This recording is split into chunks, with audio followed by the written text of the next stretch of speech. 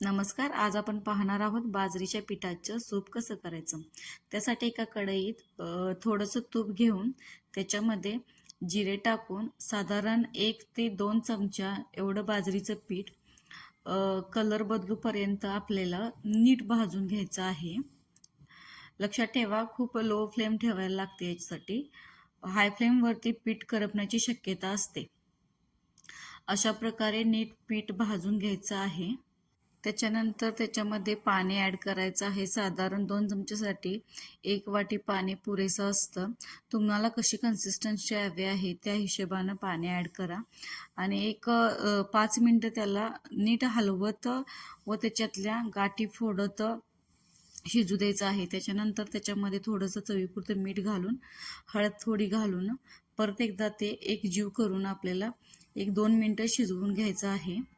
आणि अशा प्रकारे तयार आहे तुमचं साधं सिंपल पौष्टिक असं बाजरीचं सूप, जे की आपण लहान मुलांपासून मोठ्या माणसापर्यंत सुद्धा खाऊ शकतो. ह्याच्यामध्ये आपण गूळ सुद्धा ॲड करू शकतो. जर तुम्हाला गोड खायचं असेल तर मिठाऐवजी तुम्ही त्याच्यामध्ये गूळ ॲड करू शकता. थँक्यू.